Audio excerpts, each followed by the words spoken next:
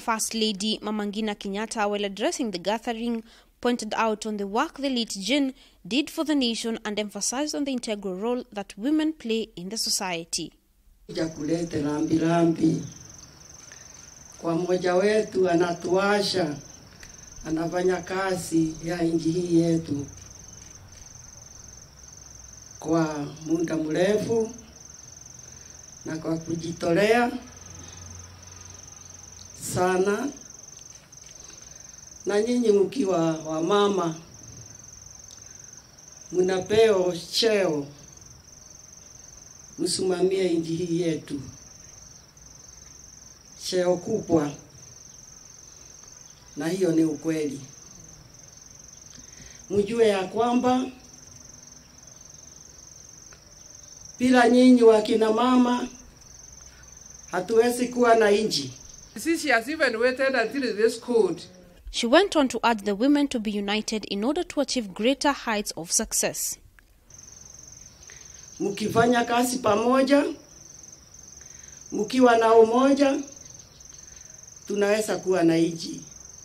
Tunajivunia. Kwa sababu wamama ndio wanasimamia nchi kutoka nyumbani, kutoka madarasa yote katika nchi yetu.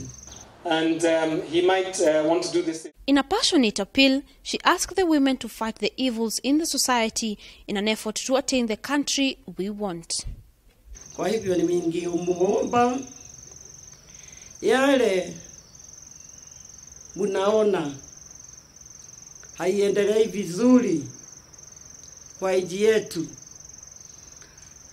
lazima nyinyi muwe mstari wa mbele kupigana na maovu yoyote ile naendelea katika nchi yetu. Kwa hivyo mubaiti na hii corruption, please. Inamaliza nchi yetu, na tukiendelea hivyo tutakuwa na nchi haina amani katika nchi zingine. Na tusinyamaze, kwa sababu corruption inamaliza nchi na inasaidia watu kidogo sana. Eldoret na kule kwingine. On her part, the Public Service, Youth and Gender Affairs Cabinet Secretary Margaret Kobia noted that to honor her legacy, issues around women empowerment must be resolved. Jane, she shared with me how she worked in Maendeleo, most of the things that she did. She shared with me the joys she had. She also shared with me the concerns she has.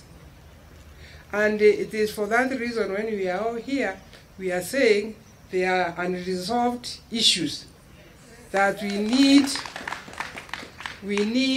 to address, because she talked about them, and I think the least we can do is to find in women empowerment how we all come together around the same table and address this problem. And let me add, these problems are not going to be solved by anybody out of here. It is us, and I also don't want us to think there are some who are innocent, or the service today it was saying, who will do the work?